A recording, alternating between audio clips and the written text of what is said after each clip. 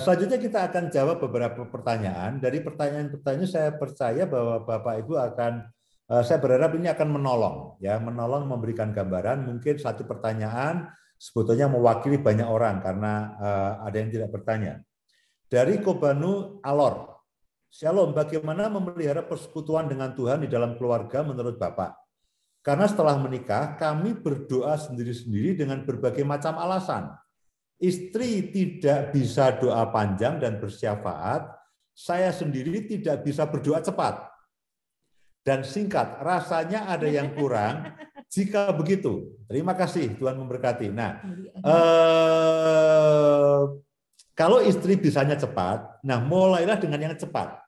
Mulailah dengan yang cepat, ya. Jadi untuk Bapak Kobanu, mulailah dengan yang cepat. Kalau istri bisanya 10 menit, Bapak bisa tahan 2 jam, oke. Bersamanya 10 menit dulu. Setelah selesai, Bapak masuk kamar lagi, berdoa lagi. Tapi jangan dijadikan masalah istri dipaksa berdoa 2 jam, lalu suami dipaksa berdoa 10 menit, jangan. Ya, jadi mulai dari kesepakatan yang ada. Namanya juga belajar bersama-sama. Kemudian dari Maluku, dari Tual. Apakah memang seharusnya laki-laki atau suami lebih rohani daripada istri? Ya. Jawabannya pasti iya. Karena suami adalah kepala istri.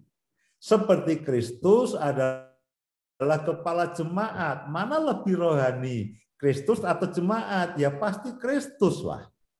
Nah, jadi suami harus lebih rohani dibandingkan istri. Apakah betul, Pak?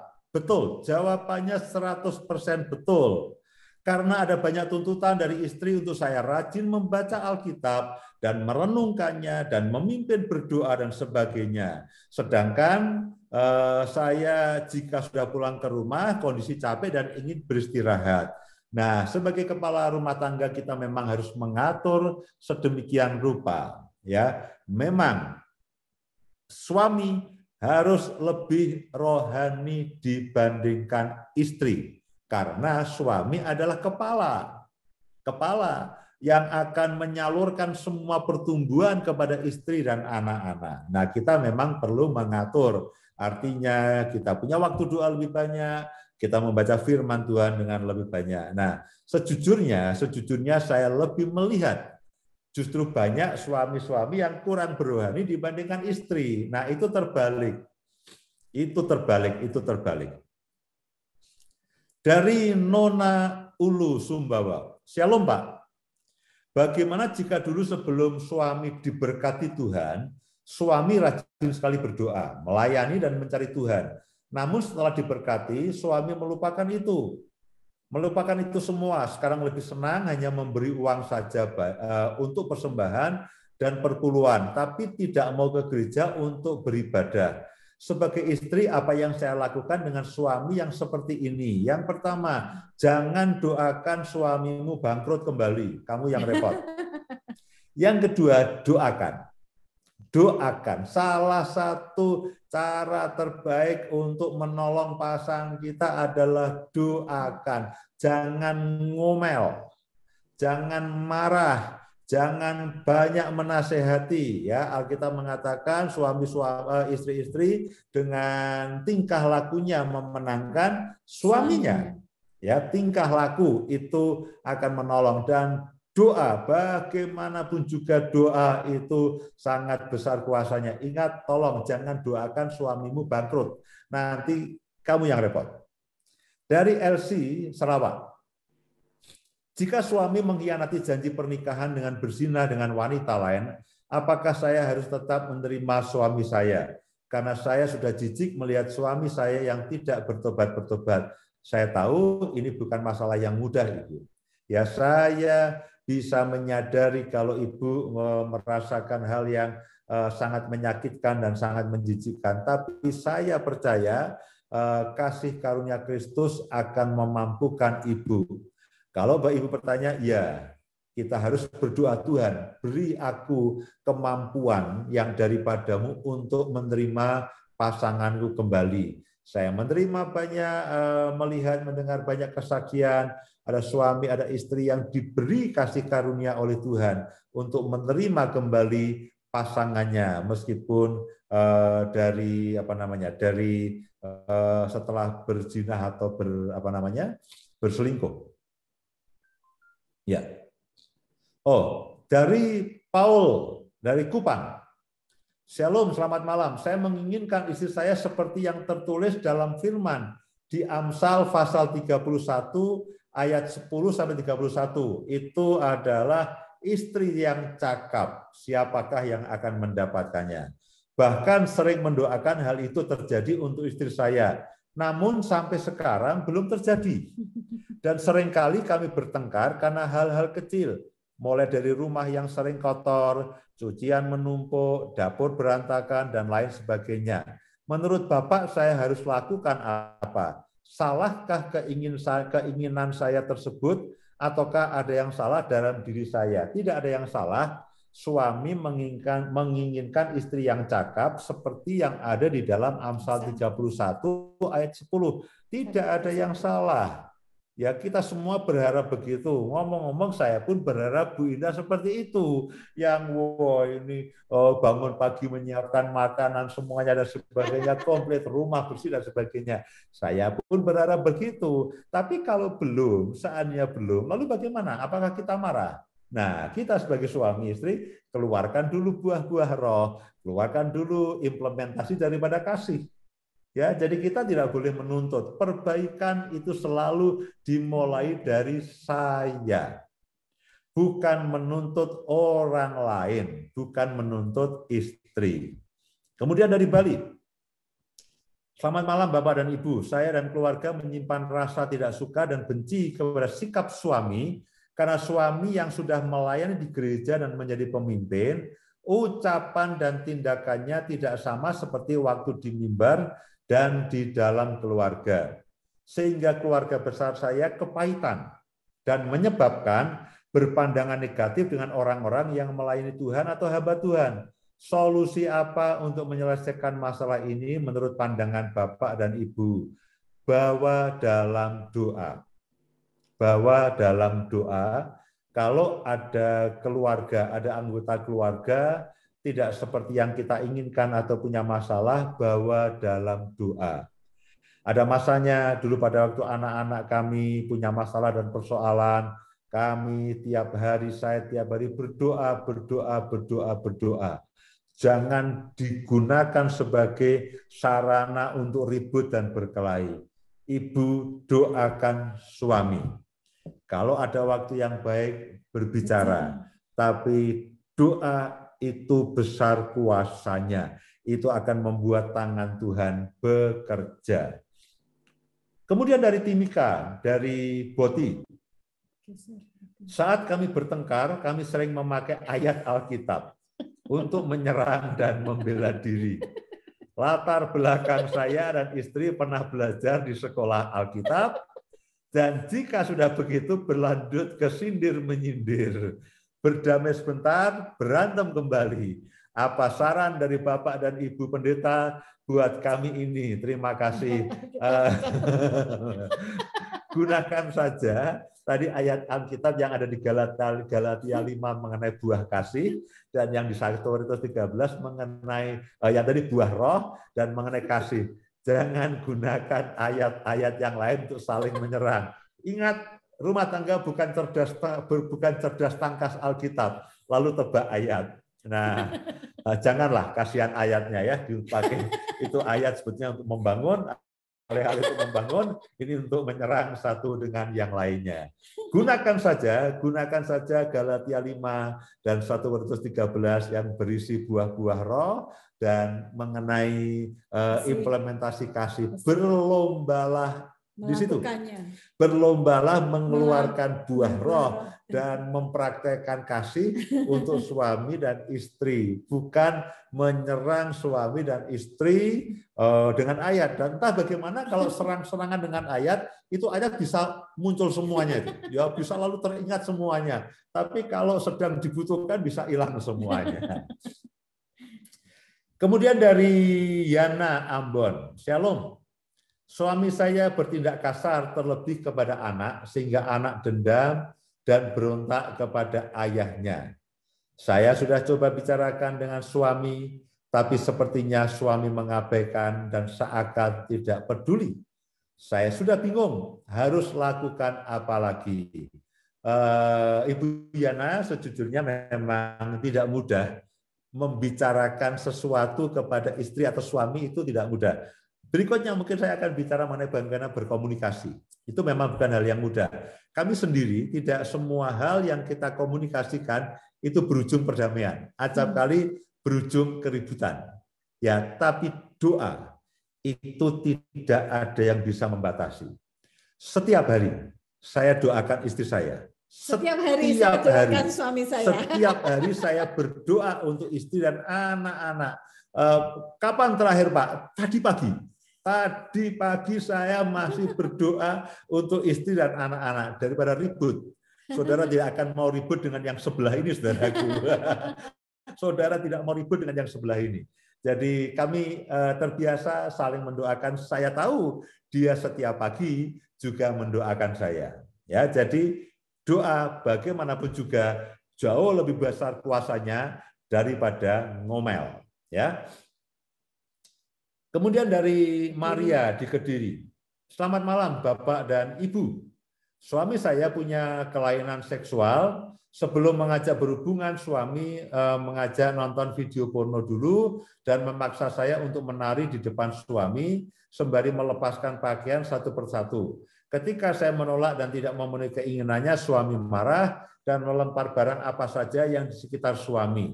Saya malu dengan anak yang seringkali mendengar dan melihat perilaku suami yang seperti itu.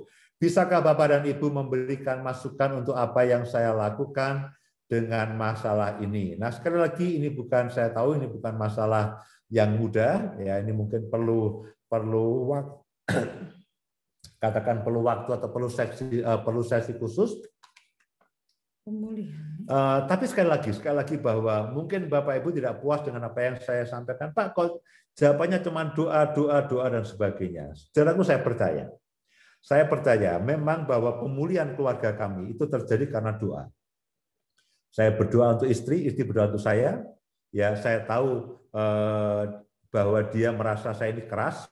Jadi kami saling mendoakan. Juga untuk anak-anak yang sempat terhilang, kami juga mendoakan. Nah, Ibu, doakan suamimu. Saya percaya, pasti Tuhan akan menjamah.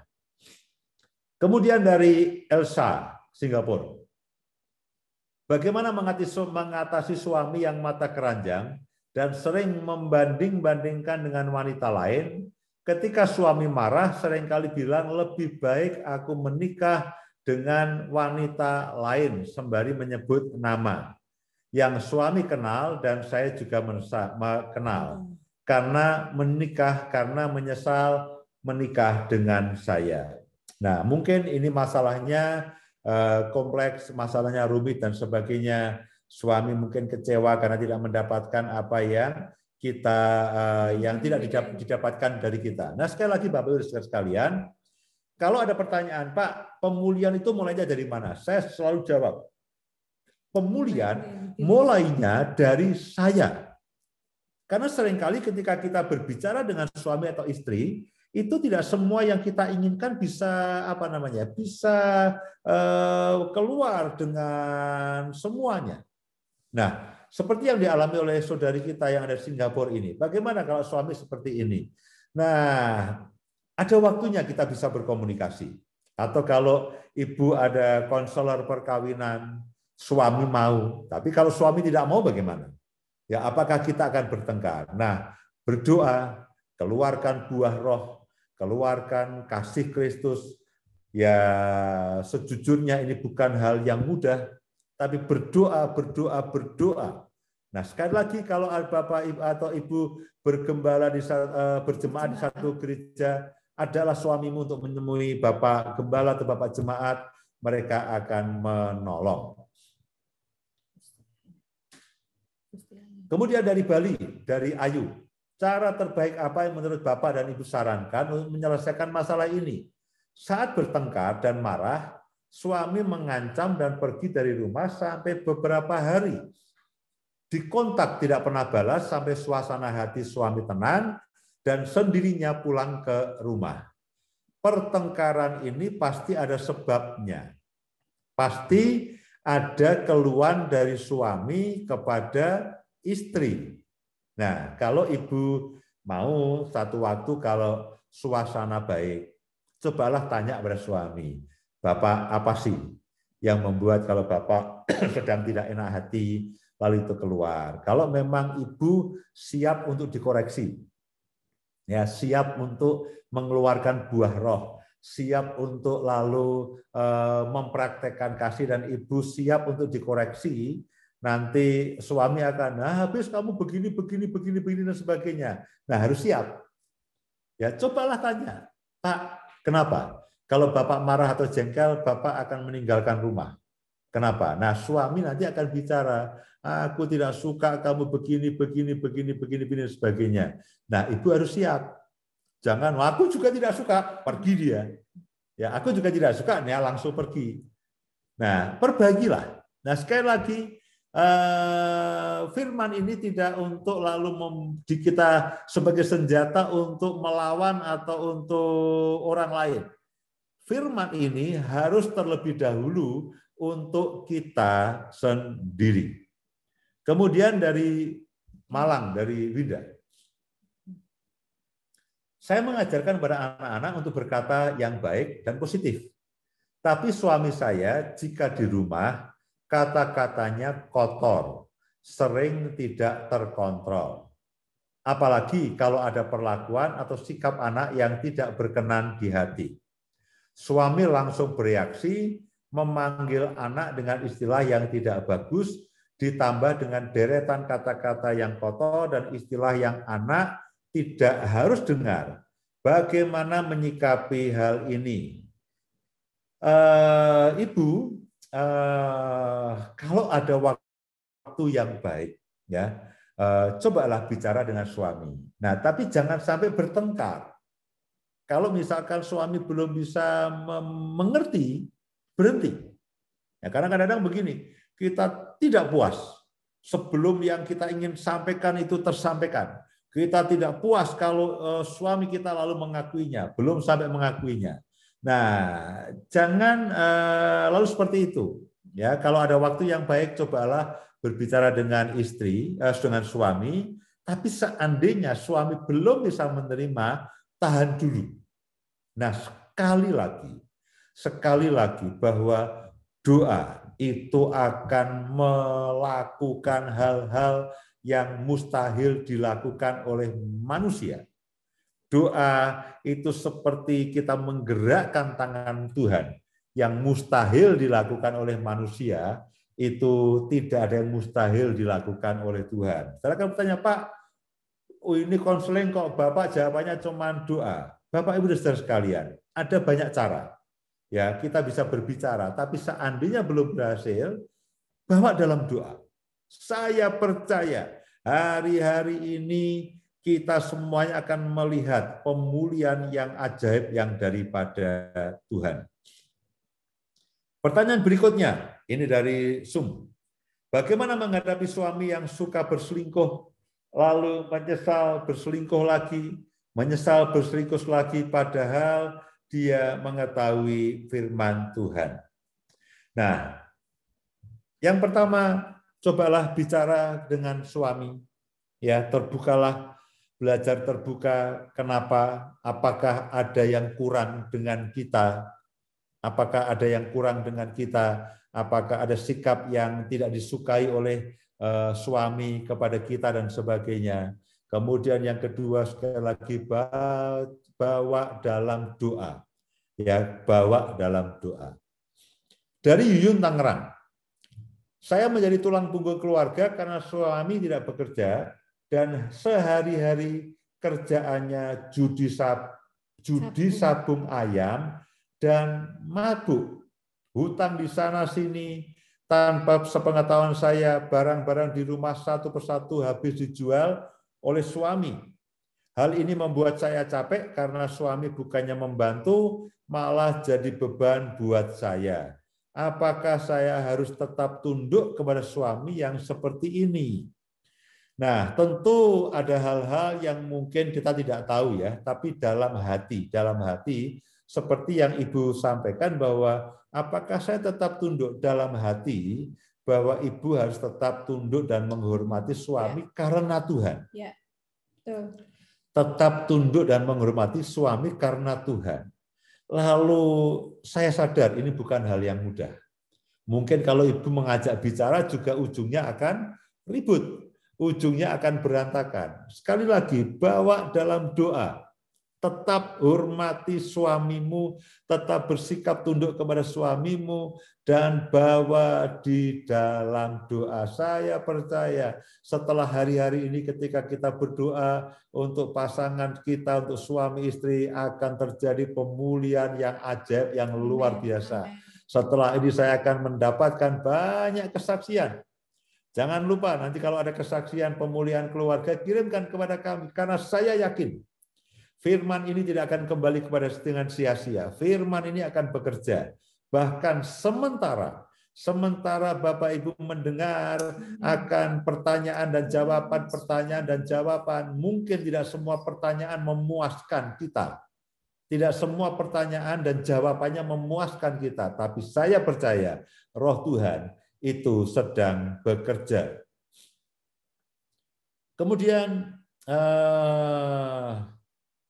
selamat malam, terima kasih Bapak, Pak Lukas. Sungguh sangat luar biasa penyampaian firman. Saya pertama kali mengikuti aktivitas ini. Pertanyaan saya sederhana, bagaimana mensikapi perbedaan pendapat suami istri menurut iman Kristen? Bagaimana mensikapi perbedaan pendapat suami istri menurut iman Kristen? Ya, tadi kita sudah belajar bahwa kita harus ini dari Bapak Wahyu Kris ya. Tadi kita sudah belajar bahwa memiliki pikiran dan perasaan seperti Kristus ya. Kita mungkin bisa bicara teologi bisa lama, tapi sebetulnya sederhana. Kalau kita berbeda pendapat, pertama jangan paksakan pendapatmu. Jangan paksakan pendapatmu. Ya, hormati pendapat suami atau istri atau pasangan kita. Kalau saudara sebagai seorang istri, tunduklah kepada suamimu. Sepakat dengan apa yang disampaikan oleh suamimu. Kalau saudara seorang suami, seandainya istrimu tidak sepakat, oke, ya jangan dikonfrontir, jangan diperdebatkan, jangan lalu marah-marah dan sebagainya. Ada waktunya kita diam, kita memahami dan mengerti akan suami kita. Kemudian mungkin ini satu dua lagi pertanyaan ya. Dari Sandy, kami berdoa bersama setiap pagi dan malam, tapi tidak sendiri. Tapi tidak sendiri satu keluarga.